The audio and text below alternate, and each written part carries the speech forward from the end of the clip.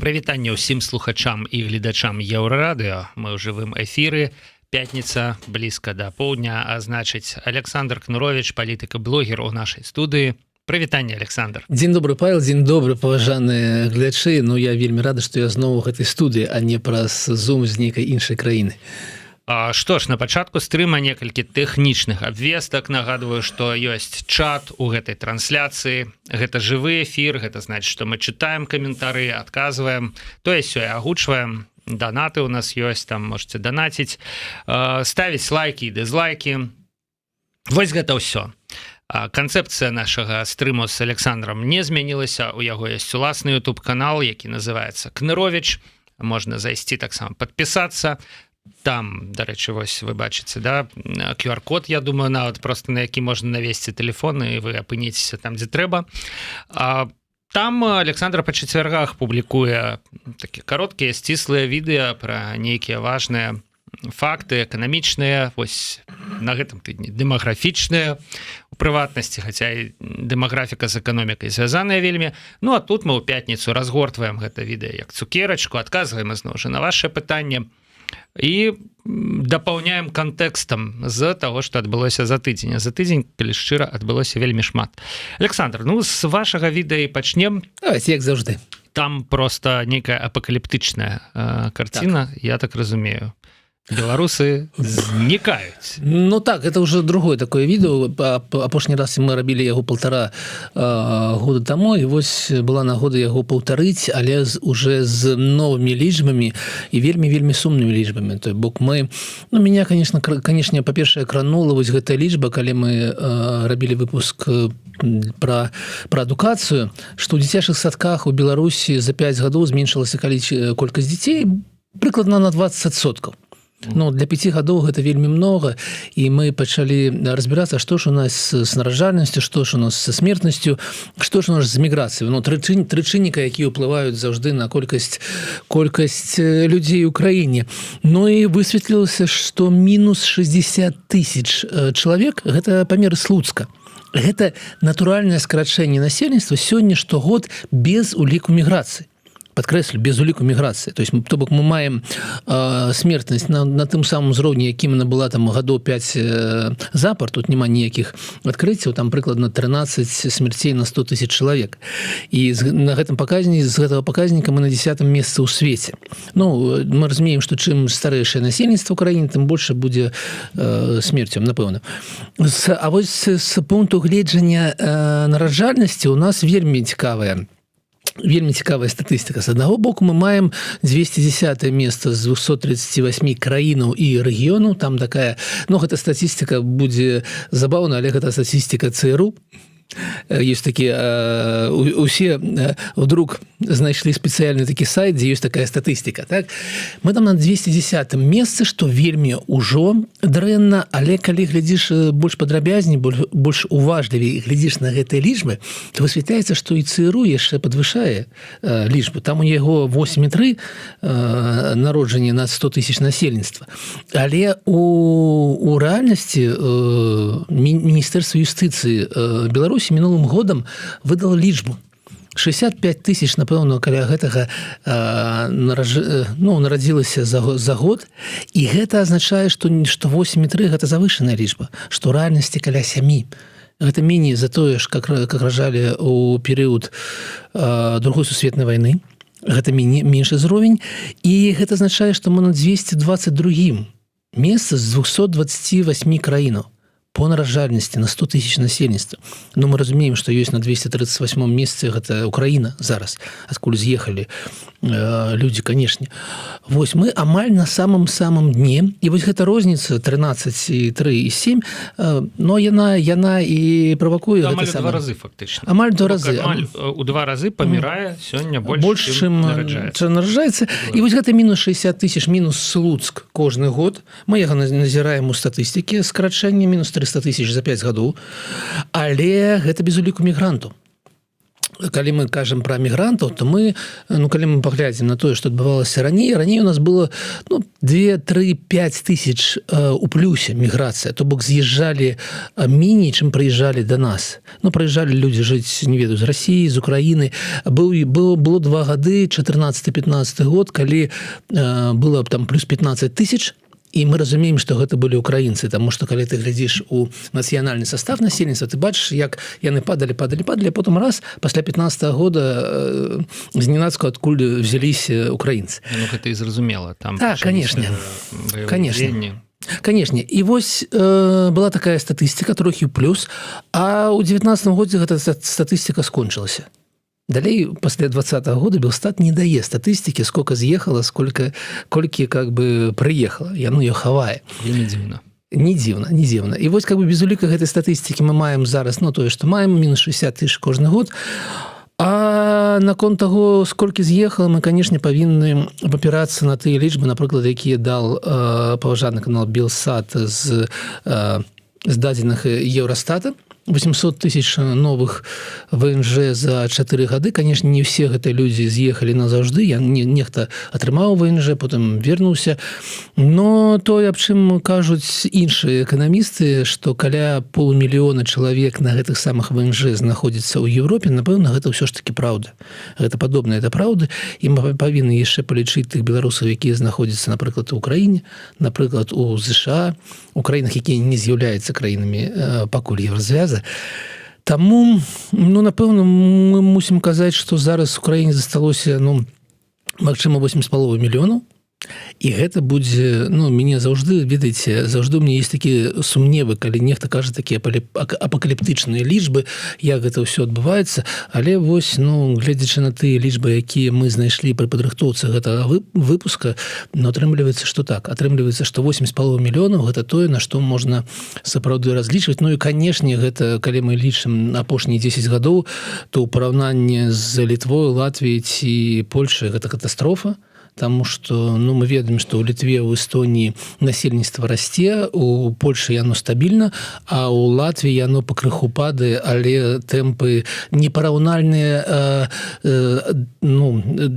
той самае натуральнае скарачэнне, мінус 60 тысяч, гэта ўжо ў 3 разы хутчэй, чым тое, што адбываецца ў Латвіі. Таму гэта катастрофа, гэта сапраўды рэальная катастрофа, і дзе няма ніякага хуткага выйсця. Таму што, ты не можаш нічога з гэтым зрабіць. Ці зачыніць краіну. Тут у мяне адразу некалькі каментароў, вось доўгі маналог быў у Александра. Самая апакаліптычная лічба, якую я чуў, гэта тое, што да 2050 года застанецца 3 мільёны жыхароў у Беларусі. І, у прынцыпе, гэта плюс-мінус б'ецца з тым, што кажа Александр. Калі губляць, калі будзе вось такая вось міграцыя, як сёння, то вось 3 мільёны жыхароў. Калі ўвогуле, канешне, гэты сцэнар з пэўнага гледзяшча можна аптымістычным называць. Ён прадугледжвае тое, што Беларусь увогуле застанецца самастойная незалежная краіна. Вось. Значыцца, што да міграцыі? Як я назіраў гэтую тэму, у нас міграцыя двух тыпаў з гледзяшча дзяржавы. Адна міграцыя гэта тая, якая ўлічваецца. Гэта тыя людзі, які прыехалі ў Беларусь, зарэгістраваліся ў органах, а ў прынцыпе немагчыма прыехаць і не зарэгістравацца, там рана ці позна цябе адловяць, ці будзеш жыць на нейкіх птушыных правах там. А другая міграцыя гэта тая, якая не ўлічваецца. Гэта людзі, якія з нейкіх там падставаў меркавання ў сваіх абставінаў выехалі ў Еўрасаюз, выехалі ў Расію, хутчэй за ўсё. У Еўрасаюз гэта эканамічная і палітычная міграцыя. У Расіі гэта таксама, нашмат менш, канешне, палітычных, бо мы ведаем некалькі прэцэдэнтаў, як іх там адшуквалі. Доктор Мартаў апошні, там вельмі гучны быў кейс з кікбаксёрам з Маладзечна, з Кудзіным, якого вярнулі ў Беларусі, асудзілі, і эканамічная міграцыя. І вось тыя 8,5 мільёнаў, канешне, якія вы называеце, мне здаецца, што это таксама аптымістычная лічба, бо вы не ўлічылі, Александр, тых беларусаў, якія жывуць у Расіі. Так, ніхто увогуле ніяк не лічыць і не ўлічвае. Межы няма, Так. Ну, былі на гэты конт былі разважання Коршуна, сацыёлага, і калі ён даваў лічбу з'ехаўшых каля 600 тысяч, ён распавядаў, што гэта улічваючы тых, хто з'ехаў у Расію таксама. Але ён, вы маеце рацыю, што ён не казаў гэта на падставе статыстычных даных, бо іх няма. Складана ацэніць. Я чуў, ізноў жа, там за 20 гадоў працы ў журналістыцы, што мільён беларусаў вось з усходніх абласцей можа той ці іншы, але вельмі доўгі час цягам года, умоўна кажучы, праводзіць у Расіі. Там так, ведаеце, калі я чую лічбу мільён, я сумнеюся адразу. Чаму? Таму што цяглі схапіцца за рэвальвер, да? Дзе у вас тут арсенал? Так вось, ведаеце, у нас все ж таки есть лічба занятых у эканоміцы. Яна больш-менш не тое ж каб праўдзівая, але ўсё ж таки яна існуе, і калі яна непраўдзівая, то яна заўжды такая, тэндэнцыя адлюстроўваецца. І, напрыклад, вось мы бачым скарачэнне занятых у эканомікі таксама за гэтыя гады на 300-400 тысяч. Так? Яшчэ мы бачым скарачэнне так званых беспрацоўных, але беспрацоўных по метадалогіі МОД, не па афіцыйных. Афіцыйна у нас зараз, ведаеце, усяго 4100 беспрацоўных. У нас няма наогул, у нас амаль Савецкі Саюз у гэтым сэнсе. Неафіцыйна у нас гэта лічба зараз меней за 200 тысяч, а калісьці яна была болей за 400 тысяч. І мы бачым, што 200 з чымсьці з'ехала. То есть мы разумеем, што не стала лепей з працы, што гэта людзі... гэта было недакладна лічылі, але ўсё ж такі, калі яны кудысьці прапалі, згубіліся статыстыкі, то азначае, што, магчыма, яны і з'ехалі. І вось калі мы берем гэтую лічбу, прыплюсовым лічбу скарачэння занятых у эканоміцы, мы можам прыблізна палічыць, там не выходзіць мільён у Расіі, ніяк не выходзіць, але как бы некалькі сот тысяч можа быць. У прынцыпе, лічу, што Александр даволі абгрунтавана адказаў мне на мой мільён. Окей, гэта было перабольшанне. Наконт беспрацоўных, канешне, нам добрую паслугу аказалі Мясніковіч, Качанова, вось гэтыя людзі, якія 9-7 гадоў таму падлічвалі колькасць дармаедаў, грамадзянах незанятых у эканоміцы. Вось мы цяпер можам меркаваць, колькі іх было тады. Скажем, дзякуй вялікі, Наталья. Кто у нас? Наталья Ивановна. Михаил Владимирович. А вось наконт Чоткінай, тагачасная міністра Марыянна, але вось па бацьку не ведаю. Крацей, і гэта тыя выпадкі, калі чыноўнікі нейкія лічбы агучваюць, пераследуючы свае інтарэсы, не могуць яны іх не агучваць, да? А мы гэта падхопліваем і сочым, да, і можам параўноўваць далей. Вось недавно так же сама злілі колькасць пенсіянераў у Беларусі на нейкай там сваёй просто. Просто ім было выгадна сказаць, што вось столькі пенсіянераў, а гэта 21 там з нечым адсотка, працягваюць працаваць нават па дасягненні пенсійнага ўзросту. Таму што беларускія ўлады цяпер яны змагаюцца за тое, сакрэт раскрыты. Да, змагаюцца за тое, каб пенсіянеры працавалі пасля дасягнення пенсійнага ўзросту, бо не хапае просто людзей. Да? Раней было наадварот, раней яны рабілі ўсё, каб яны не працавалі. Да, не працавалі. Вось, а цяпер як бы вот все змянілася. І да, мы ведаем цяпер лічбу, значит, колькасць пенсіянераў, і яна, дарэчы, таксама скарацілася, Александр. Там я памятаю. За апошнія 5 гадоў, мне здаецца, 1200. Так, гэта менавіта тая лічба, якая была ў мяне ў галаве. Пасля таму мы чыталі з вами адны і ты ж. Да, вельмі прыблізная такая. Але, вось, недзе так. То бок, за кошт пенсіянераў, вось нам пішуць у каментарах, дарэчы, сябры, каментары, што ніхто дагэтуль не ведае, колькі загінула падчас каранавіруснай пандэміі. Да, ніхто дагэтуль не ведае. А гэта пенсіянеры. Я, дарэчы, недавно такую раптам знайшоў такі факт. Мы зараз не пакажам, але там у 2020 годзе быў такі відос рэкламны фактычна. Ковід-дысідэнцкі сняло НТ, а там дзве жанчыны сталага веку стэлефаноўваліся і пачыналі панікаваць, да? Яны казалі, вакцыны няма, каранавірус, там нешта, і яны выбухалі так, як балонікі, абедзве, да? і вот антенам так хацеў сказаць, што не трэба панікаваць, да, вот паніка, як бы это быў тады лейтматыў беларускіх уладаў, што вы Лукашенко ж такой, не трэба баяцца нічога, да, што вы занадта панікуеце, все нормально, хадзіце на працу там і гэтак далей. І вось так вось іранічна з'едліва, да, значыцца, пачалі панікаваць і, значыць, выбухнули. Ну і актрыса, якая здымалася ў гэтым роліку, яна такі памерла ў 2020 годзе. Вось у красавіку яна, значыцца, знялася ў роліку, у верасні яна памерла. Я не ведаю, ці ад ковіду, я не правяраў гэта, да, але факт як бы застаецца фактам.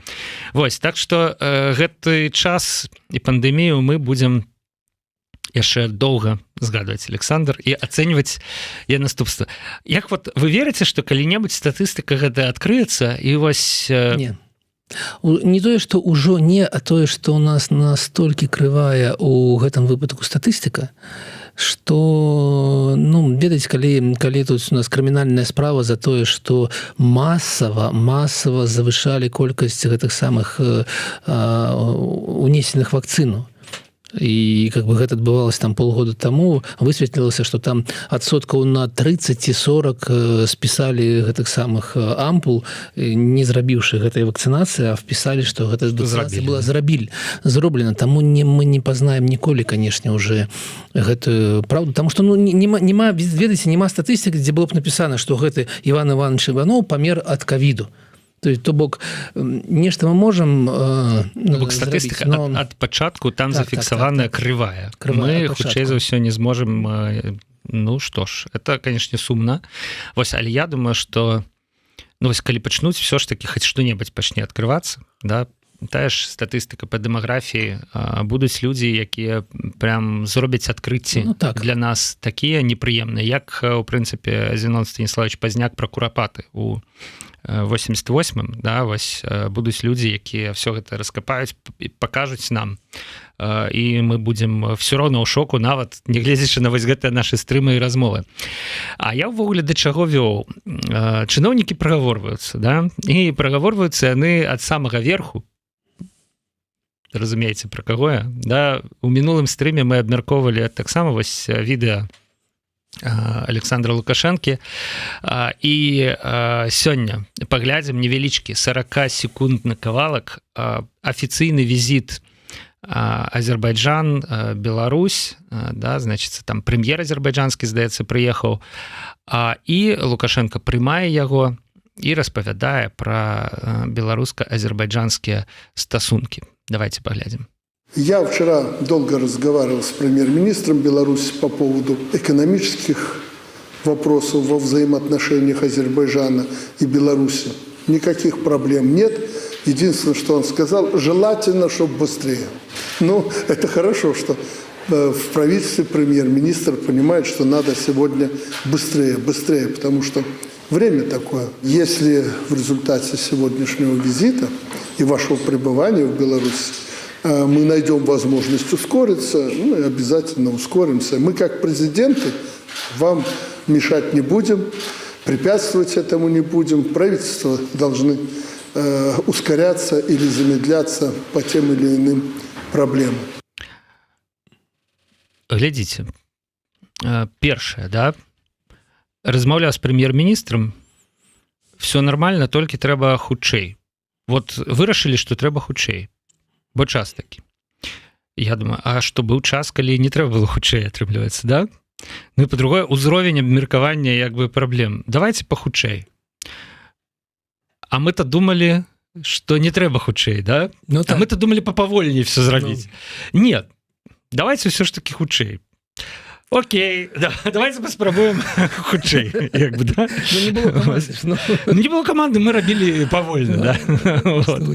Я чую гэта, і у мяне, канешне, шмат якіх асацыяцый, давайте две асацыяцыі, як хутка ўсё робіцца ў Беларусі, калі зверху ёсць прамы нагад зрабіць хутчэй. Вот не так давно звольнілі гэтага дырэктара кампаніі, якая прадукуе вакцыну, які абяцаў, калі пачалася гэтая самая коронавірус, такая ссылочка, ён абяцаў вось заўтра. І як быццам Ён 21 годзе абяцаў, што заўтра, ён 22 годзе абяцаў, што заўтра, ён 23 годзе. Ён на 1 траўня 24 года было прызначана ўжо ўсё запуску серыю вакцыны беларускай супраць ковіду. Не атрымалася, і вось некалькі месяцаў таму яго ўсё ж такі знялі праз 3 гады пасля таго, як ковід скончыўся. Беларускай вакцыны няма. Гэта адзін прыклад. А другі прыклад, зараз будзе малы кавалачак з атмасферы з Белсата, якая выйдзе праз 2 дні. У нядзелю выйдзе. Другі прыклад вось на гэтым тыдні адбыўся. Гэта самы прэм'ер прыехаў на Білджы. Яму павінны былі паказаць, як мы робім імпартазмяшчэнне у гэтай самай на аўтамабілях Білджы. Ну, мы разумеем, што мы купілі аснову, і цяпер мы можам рабіць з гэтым аўтамабілем все, што мы пажадаем. Яму паказалі. І ён такі стаіць, глядзіць, а там толькі пластикавы бампер беларускі. Вось мы зрабілі за год пластикавы бампер адзін. Ён так часаў патыліцу і кажа: ну, бампер ёсць, а дзе гэтыя люстэркі? Вы ж мне абяцалі. З люстэркамі пока не вельмі. Там ён разашоўся, ён араў на гэтага, крычаў на гэтага дырэктара. Прыкладна тое ж самае. Мы стаім на месцы, мы ўжо павінны былі, гэта мегапалітычная, гэта як быццам дзяржаўная справа, і вось гэта ён выказаў гэтаму дырэктару, упамянуўшы, што, магчыма, дырэктара гэта не хвалюе, але вось прэзідэнт і урад паставіў задачу. І вось там таксама не адбываецца вельмі хутка, но далей ён пайшоў да пытання электрамабілю, і ведаеце, што высветлілася?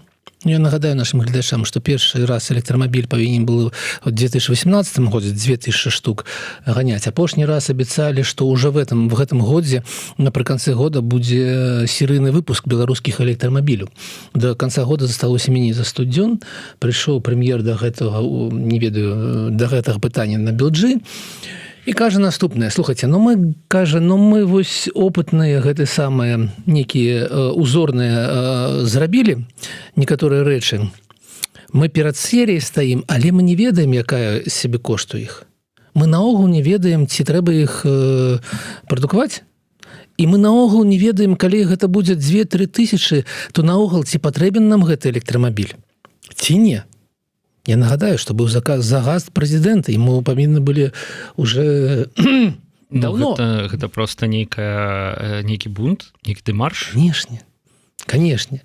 І так вось мы з вами отталкиваемся ад хуткасці, з якой працуе беларуская дзяржаўная прамысловасць, і прыходзім да вось такіх высноў, што нічога, выбары на носе, галучынка можна мяняць. Таму ўсё на сваіх месцах. Гісторыя з электрамабілем, мне здаецца, гэта класічная гісторыя пра Хаджуна Средзіна і асла, якого трэба было навучыць размаўляць на чалавечай мове. Так. Хаджа папрасіў 20 гадоў, яму кажуць: ты не зможаш гэтага зрабіць. А ён кажа: слухай, за 20 гадоў ці я памру, ці падзішах памре, ці асёл памре, і все. А тут атрымліваецца крыху не атрымалася. Так. Я думаю, што в Акадэміі навук усе чакаюць, пакуль заказчык беларускага электрамабіля, мяркуючы па вось размове, якую вы толькі што правялі, пакуль гэтая праблема неяк вырашыцца без наяўнасці электрамабіля. І вось яны чакаюць, а ён все ніяк і ніяк, і ўжо яны вымушаныя казаць: слухайце, можа быць, не патрэбны нам гэты электрамабіль. То бок яны яго распрацоўвалі там ужо гадоў 7, можа быць, Так, 7 гадоў. Все нешта паказвалі. Вось ужо прыйшоў час паказваць асла. Вывадзі асла, няхай што-небудзь нам скажа. Вывадзі свой электрамабіль, няхай ён, значыцца, паедзе. А што-то падзішах не памёр. Кіраўнік Акадэміі навук, які абяцаў все гэта жывы. Што там яшчэ трэця умова была? Электрамабіля няма. Электрамабіль памерці не можа. Вось была верагоднасць, што можа быць чалавецтва там вынайдзе які-небудзь вадародныя рухавікі, там все электрамабілі ўжо ў мінулым больш не распрацоўваем. Таксама не адбылося. атрымліваецца пралік. Ну, ведаеце, калі Не спрацавала ўсходняя. яшчэ трэцяе пытанне падкіну, то будзе яшчэ значна сумней. Я нагадаю пра беларускі веласіпед, які павінен быў з'явіцца на Новы год на 23, ўжо 2 гады таму ён павінен быў з'явіцца, ім займалася асабіста Наталья Качанова, тады яна ўзялася летом на 22 года павінны былі праз 3 месяцы яго зрабіць, 14 буйных прамысловых прадпрыемстваў уключыліся. Потым пад самы Новы год Наталья Ивановна абяцала ўсіх пасадзіць за саботаж, а потым праз год все скончылася праграмай развіцця гэтай самай прамысловасці, дзе было прапісана, што ў 27 годзе 50% беларускага веласіпеда ўсё ж таки будзе. Таму я разумею прэм'ера Азербайджана, але я недзе ў Дубаі плача адзін Александр Мурав'ёў над беларускім веласіпедам. Так вось, ўсё ж таки я разумею прэм'ера Азербайджана, але яго чакаюць вялікія неспадзяванкі на бліжэйшым часам. Ну, каб ужо дабіць тэму вакцын, адказным за вакцыну быў Александр Косінец, стары паплечнік Александра Лукашэнкі, не ў тым плане, што стары, а ў тым плане, што даўні, з Віцебскай вобласці. Ўсё гэта гісторыя пра Віцебскую вобласць. І вось вы кажаце, дырэктара кампаніі звольнілі, да? А Косінец зусім адчувае сябе па-іншаму. Ён намеснік Александра Лукашэнкі, нагадаю, у там, як его, всебеларускі народны сход. Да? Тобок, вот другі чалавек там ва всебеларускім народным сходзе. Я памятаю, як яго прызначалі. Косінец, встань, будзеш намеснікам. Такая прапанова, ад якой немагчыма. Вот ён бы сказал бы в жывым эфіры, да? Нет. Ай, не, слухаць. Я пайду лепш вакцыну да распрацую там. Ёсць яшчэ справы. Да, не скончаная справа, вот. Но не, Косінец сказал, да.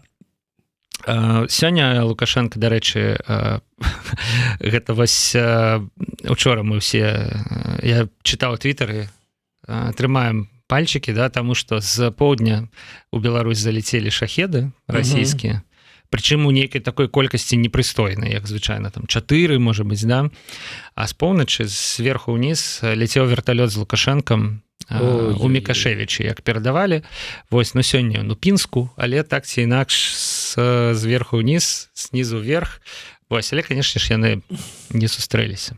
Но попытка залічана. А калі б яны сустрэліся, я думаю, што прапагандысцкая гісторыя магла б, і ўвогуле гісторыя па двух кірунках. Першы, ну, гэта зразумела, шахеды перамагаюць.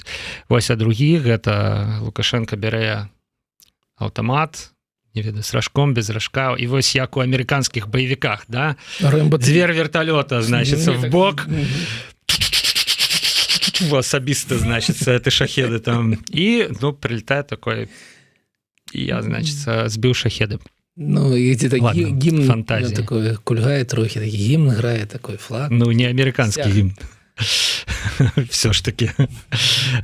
Ну, прикольно было б амерыканскі. Гэта не тое кіно, Александр. Вось, а ў Пінску сёння Лукашенко заняўся сваёй справай. Вось у яго шмат прафесій, па яго словах, было ў жыцці, а галоўнае, мяркуючы па ўсім астатнім яго выступам, гэта такія сфармулявотак сельскагаспадарчы стендап.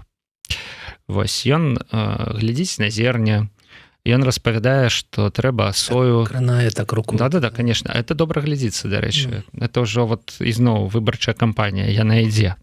І калі б Лукашенко не балатаваўся, я думаю, што хто-небудзь іншы на яго месцы бы перабіраў вось гэтае зерне з, значыцца, ну, зерне было тое самае. Чана. Зерне тое самае, а вот на месцы Лукашэнкі хто-небудзь іншы такой. Вот гэта зерне. Вось, але гэта па-ранейшаму Лукашенко, так што я думаю, што ў 25-м годзе мы... Без нечаканасці. Да, без нечаканасці. Адзінай нечаканасцю, вось я чытаў ваш Facebook, можа стаць... Олег Сергеевич Гайдукевич. Галоўна, как мы его не спалили гэтым самым, потому что я так... И не спужнули. Так. Там вельмі добры отклік ад гэтага майго артыкулу на Фейсбуке, то бок людзі зразумелі, што няма ў нас ніякага іншага выйсця, як галасаваць менавіта і прапанаваць Олег Сергеевича Гайдукевича у прэзідэнты. Ну і там вы конечно пералічылі яго перавагі, конечно, і яны на маю думку, ну просто вось калі паставіць Лукашенку і Гайдукевіча побач, да? Як бы... Так давайте распавядзем нашим гледачам. Да, як бы не застаецца, я хацеў даговорыць, не застаецца просто нават варыянта, пры якім можна прагаласаваць за Лукашенко. Ну глядзіце. Да. Гайдукевич маладзейшы. Амаль на чвэрць века. Ему толькі 47 гадоў, Лукашенко ўжо пераваліў той самы бок 70 год, як ён сам казаў, што век 70-летніх палітыкаў скончыўся. Гэта першае. Ён маладзейшы, у нас няма ніякіх сумнеў. У Лукашэнкі якая адукацыя? Ну, магілёўскі пет, ды што там было яшчэ? Нешта падобнае, так? Да. Нешта падобнае. Недзе ён эканоміку паспеў павучыць. Ну так, але не ў сталіцы. Не ў сталіцы. Паглядзім на Гайдукевіча. Академія МВД, ну прабачце, гэта ўсё ж такі вот для сённяшніх часоў самае то, што трэба. Ну і, канешне, академія кіравання пры прэзідэнце у 18 годзе скончыў. Мы разумеем, што па адукацыі Гайдукевіч б'е Лукашенка просто за 3 секунды. Ну, далей. Ну, мы разумеем, што тое, што напісана ў партыі дэмакратычныя, ліберальныя, гэта не пустыя словы.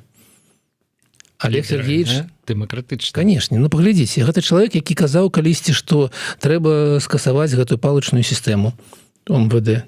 Калісьці ён планаваў разагнаць БРСМ, каб не губляць дзяржаўныя грошы, аддаць іх на больш патрэбныя нужды.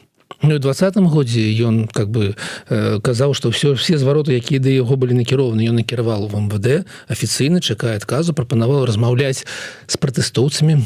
Усё ж такі шмат чаго яшчэ. Гэты чалавек казаў, што ён вось, ну, такі не суровы дэмакрат, но ўсё ж такі такі, ну, зразумела, паміж Лукашенка і Ціхановскай.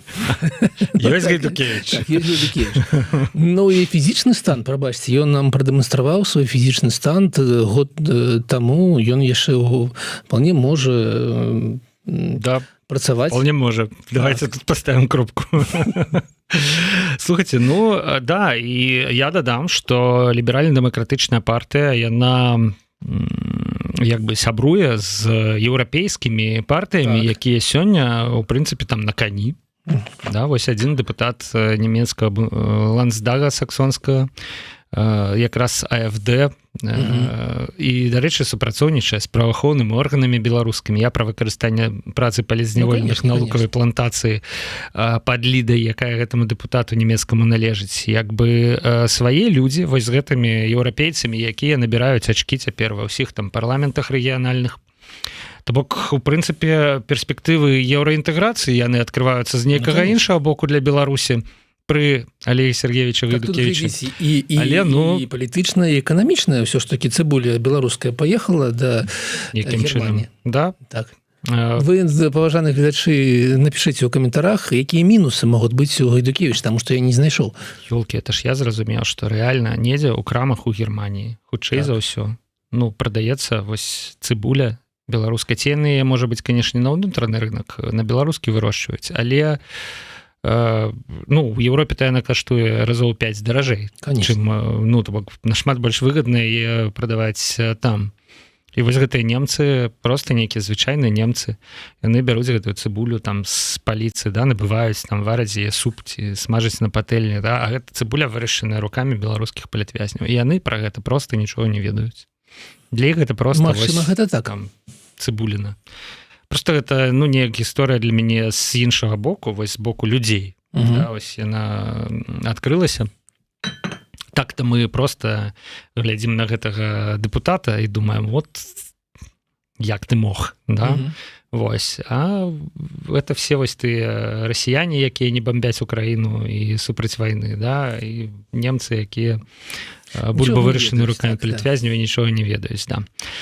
Ну, тым не менш, з'ехалі мы на сельскую гаспадарку, все роўна там брэсцкаму рэгіёну, Палессю, Пінскаму раёну як бы прыгатавацца, будуць эксперыменты, абяцаюць, я ўжо пачытаў, збіраюцца вырошчваць сою, новая беларуская ноу-хау. Вы глядзіце, электрамабілі ўжо адыграў, цяпер соя будзе ў нас. Я, калі шчыра, 20 гадоў таму у бабулі на калгасных градках палоў сою, это былі такія нейкія перадавыя пасадкі соі там і памятаю, што нічога з гэтага як бы не пайшло. Палолі мы палолі і не чулі далей пра пераможнае шэсце соі па беларускай зямлі. Няхай сабе, да? На што я звяртаю увагу, гэта на тое, што абяцанні бясконца працягваюцца. Трэба рабіць хутчэй, трэба вырошчваць. Давайте яшчэ што-небудзь прыдумаем, давайте яшчэ што-небудзь паабяцаем. Дзе вы былі модныя запіл, да? Дзе вы былі апошнія 30 гадоў? Дзе квітнеючае палессе, якое вы маглі за 30 гадоў сваёй працы, сваёй дзейнасці як бы ўжо даўным-даўно арганізаваць. Там павінны былі быць бахчавыя, калі вы памятаеце. Як у 2014, напэўна, годзе там Лукашенко гэтаму сігалу гэтай два как бы арбуза, мелун, как по-беларускі арбуз? Кавун, прабачце, кавун. Два кавуна такі сігал. Як і па-украінску, да. Дзякуй. З кавунамі гэтымі хадзіў. І тады, в 2015 годзе, тады был прэм'ерам Мясніковіч, наколькі я памятаю, і ён загадаў у кожнай вобласці па 100 гектараў пад кавуны. Павінны былі быць. Але нешта пайшло не так. Нешта пайшло не так, як бы вось цяпер соя. Да? Вось цяпер соя. Гэта ўсё, што мы можам сказаць пра беларускую эканоміку, пра Лукашенко. Да. Кропка. Слухайце, я магу пра стужкі, кінастужкі, вы узгадалі Рэмба, магу вам гісторыю распавесці. Яна датычыцца эканомікі, датычыцца, як не дзіўна, нашай размовы. Але гэта яшчэ адзін спойлер з нядзельнага выдання «Атмасфера» на Белсаце. Беларусь падае ў інавацыйных рэйтынгах. За 5 гадоў она упала з 64 на 85 месца у сусветным рэйтынге як краіна. Гэта вельмі хутка, і там найгоршае становішча з пункту гледжання інстытутаў. У нас вельмі дрэнныя інстытуты, якія павінны падтрымліваць інавацыйнасць. Гэта ўрад так не лічыць, але ўсё ж такі эксперты лічаць так. Але ёсць рэйтынг высшай школы эканомікі расійскай. І там был рэйтынг гарадоў, і там таксама гэтыя сябры чамусьці засунулі Мінск кудысьці на 400-е месца у бок Іркутск, Каракас і Мінск.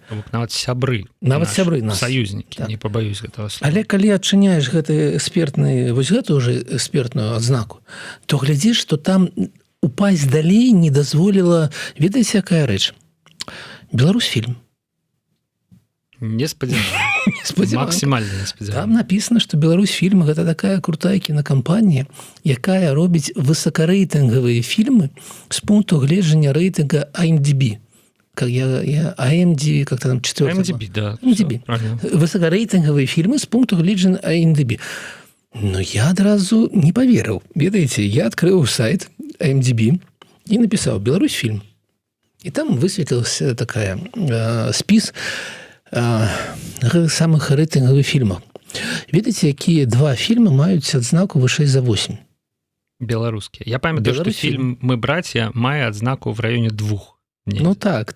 Там заўжды вось такія адзнакі Беларусьфільма, але мы разумеем, што адна справа студыя, якая робіць, а другая справа прадзюсеры. Я падумал 2 секунды і думаю, што ведаю. Я думаю, што это якія-небудзь белыя росы і якія-небудзь летят журавлі.